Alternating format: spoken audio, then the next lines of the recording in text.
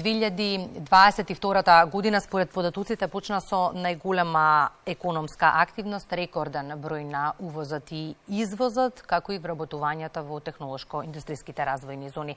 Каков ефект дава и новиот концепт за поттикнување инвестиции, ги има и од каде се во овој период и како стоиме со вработувањата во зоните? Ова се само дел од темите кои наредниве минути ги отвараме со нашата соговорничка. Велам добро утро за Станка Димовска, раководител на одделение за привлекување странски инвеститори и грижа за корисници. Добре ни дојдовте. Добро утро, што е Кристина. На почетокот на јуни имаме информација дека директорот на Дирекцијата за технолошко-индустријски развојни зони Деспотовски уствари средба со комесарот за трговија на Обединетото кралство за Европа Крис Бартон.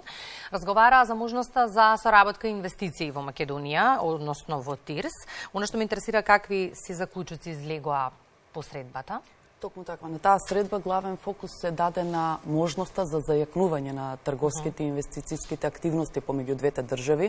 Господинот Бартон ги сподели искуствата, значи, од компаниите, британските компании кои се веќе на територија кај нас оперираат, за извозните можности, за следните британски компании кои ќе дојдат, и исто најави своја голема ангажираност околу економското присуство на Обединетото кралство во целиот регион.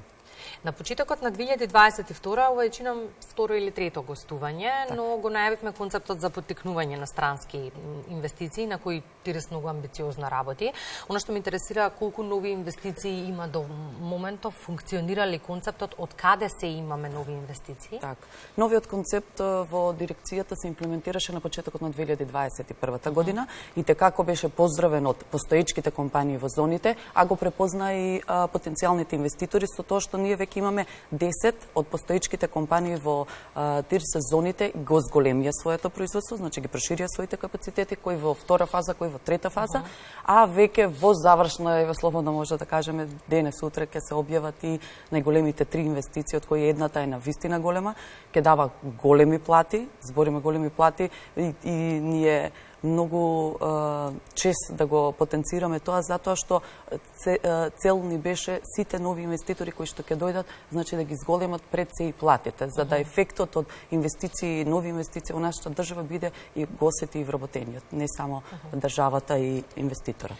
Често пати потенцирате дека предноста на Македонија како мала земја е тоа што ги препознава потребите на инвеститорите и има соодветен флексибилен пристап во однос на истите. И велите, тоа е клучен адут во привлекувањето на инвестициите. Оно што ме интересира, живееме сериозна економска криза изминатиот период.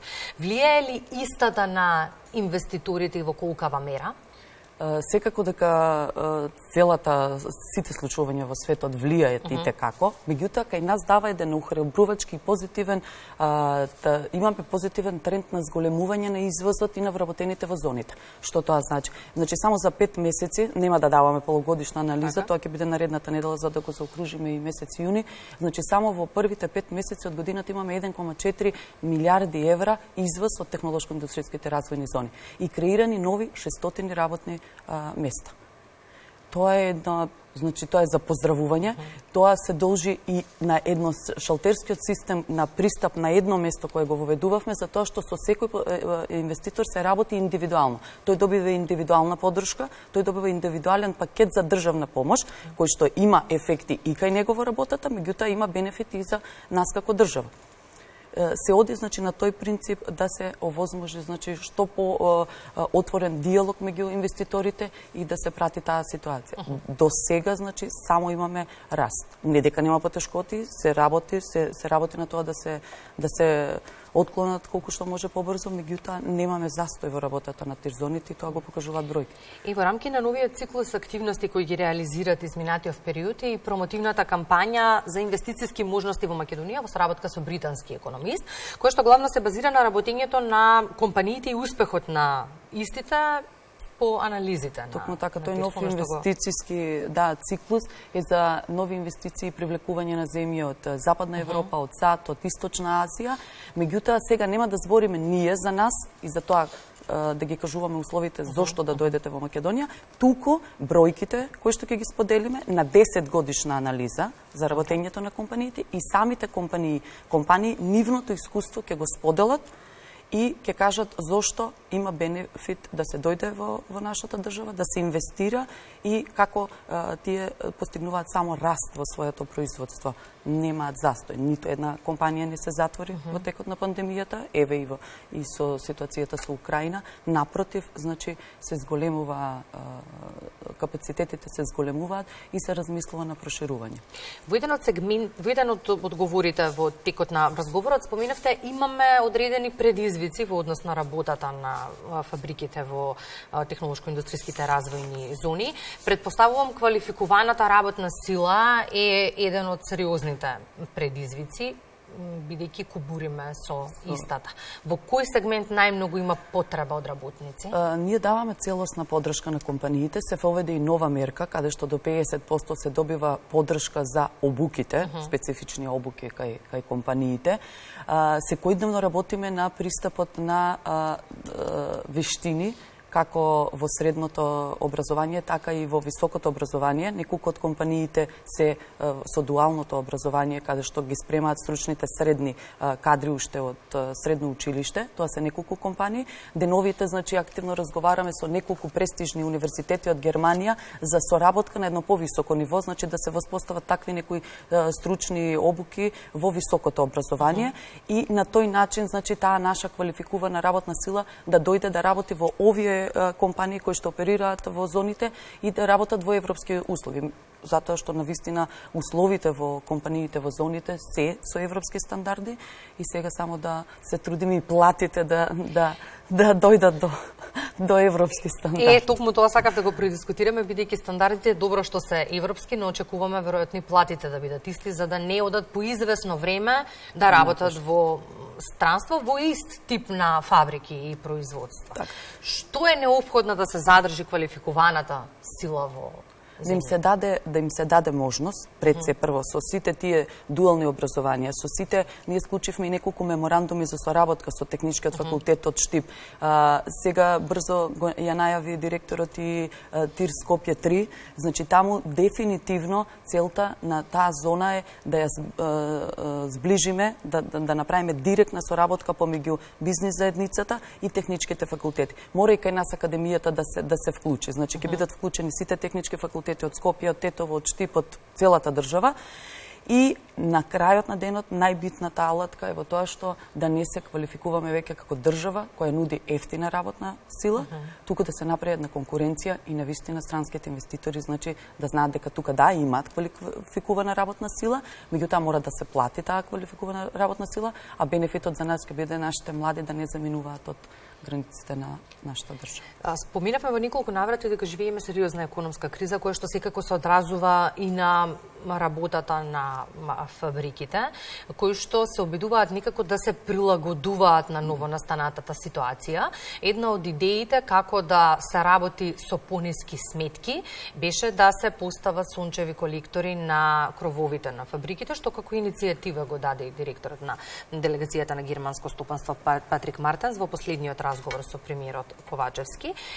Неговата идеја беше да се улеснат процедурите за да се постават фотоволтаици. До каде е ова постапка?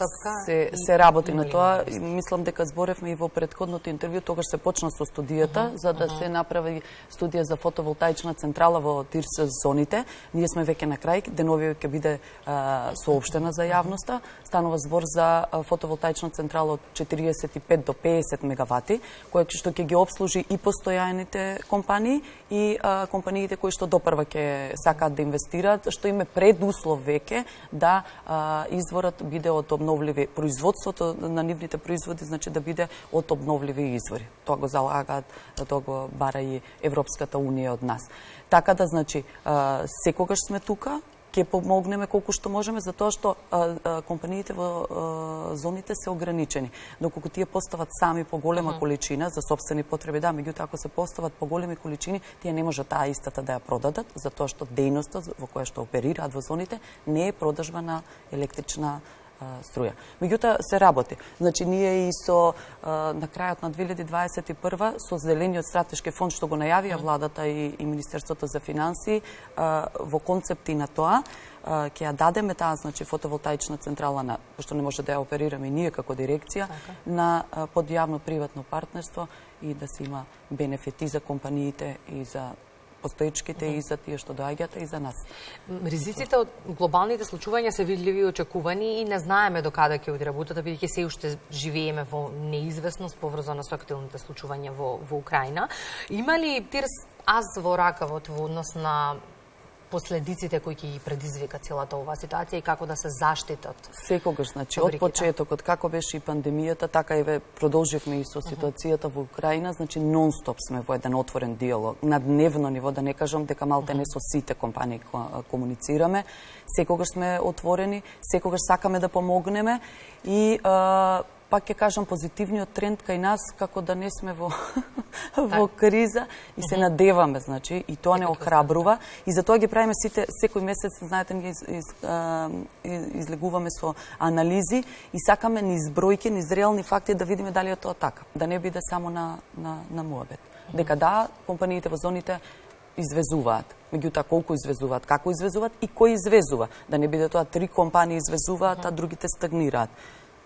До сега тие се резултатите. Се надеваме, пак ќе кажам, да остане тоа и да, бурно следиме и ќе помогнеме и тука сме за ако треба да се преземат соодветни мерки. Добро е да се знае дека има раст по секоја основа, дека има нови инвестиции, но дека и постоичките остануваат тука во период на и го зголемуваат своето производство. Ние како дирекција исто така работиме и на само унапредување, да кажам, значи го имплементиравме и со меѓународниот ИСО стандард за спречување корупција.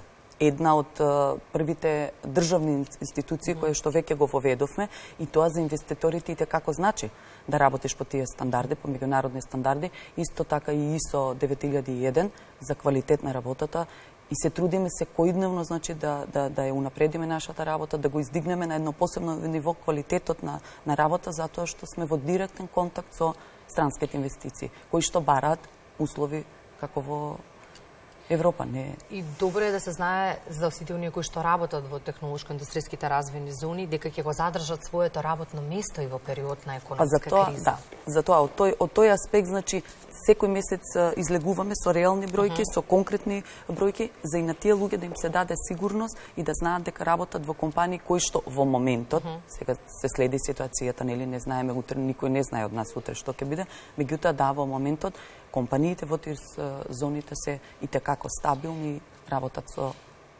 значителен раст на своите. И мајки предвид дека живееме во неизвестност, какви се очекувањата до крајот на 2022? Ние мислиме дека ќе се продолжи со овој раст, затоа што компаниите немаат стопирано со увозот на репроматеријали, тоа значи истите ќе се употребат во своето производство. Се извинувам, прави кризата проблеми врз основа на увозот на репроматеријали? Не толку затоа што ние имавме многу мал број на компании, правевме еднаш една анализа кој е бројот на компании и колкав удел имаат, да кажеме, кинеските репроматеријали кои што се увезуваат. Навистина беше изненадувачки и за сите нас кои што работиме дека е многу мал. Многу мал е бројот на... Што е добро во однос на темпото на работа, да. Во моментот, да. Во ред, ние ве следиме, секако, со извештајот нареден е следнава недела во однос на работата на ДИРС. Ќе излеземе со полугодишни резултати на работење. И со сето оно што ќе биде ново и актуелно, ќе ви имаме во утринската програма. Благодарам за гостувањето. Благодарам на вас.